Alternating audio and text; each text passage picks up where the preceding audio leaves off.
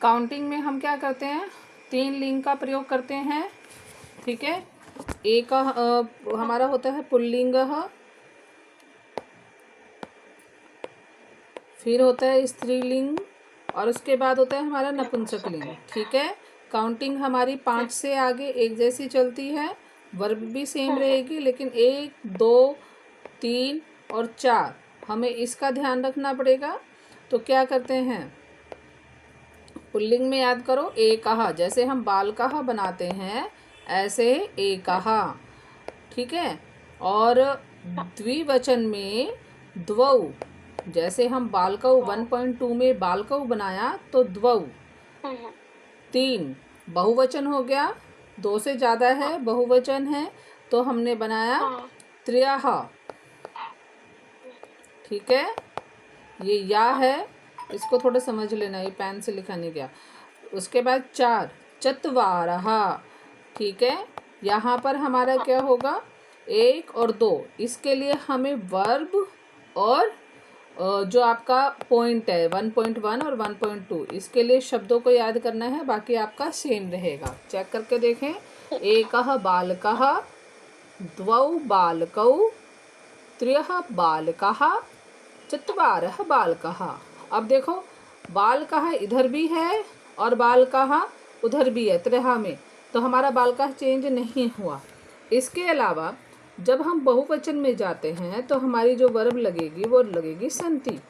त्र्यः बालकाः सन्ति, चत्वारः बालकाः सन्ति। ठीक है, 3 से आगे हमारा बहुवचन चलता है, वर्ब सन्ति रहेगी, और वो जो हमारा सब्जेक्ट है वो भी हमारा चेंज नहीं होगा। और अब चलते हैं हम 1.2 पर। 1.2 में हमारा द्वौ बालकौ, 2 हैं, इसलिए हमने वर्ब यहाँ पर क्या लगाएंगे, स्तः। द्वौ बालकौ स्तः। और जैसे ही हमारा एक वचन होता है, एक वचन में हम क्या लगाते हैं, एकः बालकः अस्ति। ठीक है, हाँ। और स्त्रीलिंग में हमने क्या करा, स्त्रीलिंग में जैसे हमारा बालिका का रूप होता है, हम यहाँ पर वैसे ही करेंगे, एका बालिका अस्ति। ठीक है, हाँ।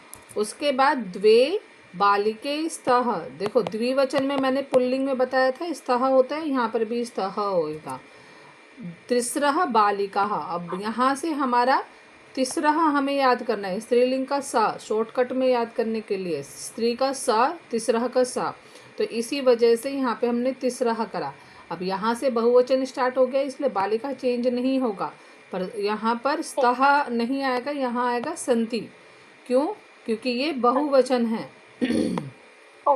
संति। और यहाँ से आने के बाद बालिका और संति हमारा चेंज नहीं होगा, लेकिन आपका काउंटिंग चेंज हो जाएगी। जैसे चतस्रः बालिकाः संति, 4 काउंटिंग में आ गया तो चतस्रः बालिकाः हो गया। ठीक है, अब ऐसे ही हम चलते हैं नपुंसकलिंग में। नपुंसकलिंग में मैं आपको बता दूं, हमारा नपुंसकलिंग में एकम, द्वे, त्रीणि और चत्वारि, नपुंसकलिंग में ये काउंटिंग चलती है। जैसे फलम, फले, फलानी। ठीक है, और यहाँ पर भी अस्ति, स्तः, सन्ति, वर्ब यही रहेगी। ठीक है, बस हमारी काउंटिंग और फल ये दोनों चेंज हो जाएंगे हमारे। एग्जाम्पल देखते हैं, एकम फलम अस्ति, एक फल है, एकम फलम अस्ति।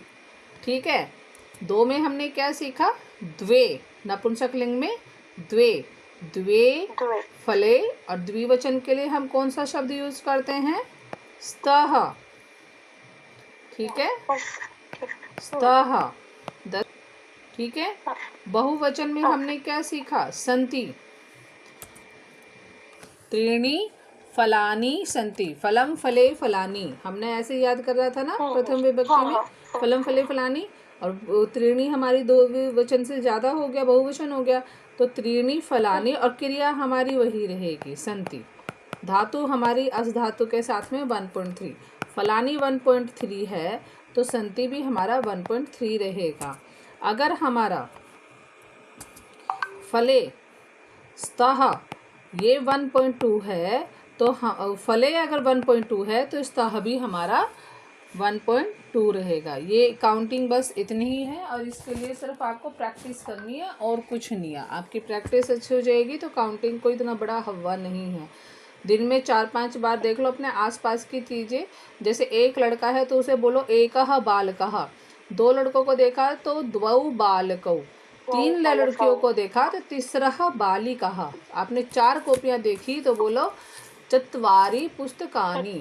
ठीक है, तो ऐसे ऐसे अगर तुमने एक दिन में अगर चीज़ों को देखकर अपने आसपास की चीज़ों को देखकर प्रैक्टिस कर ली तो काउंटिंग कोई हवा नहीं, ये हो जाएगा।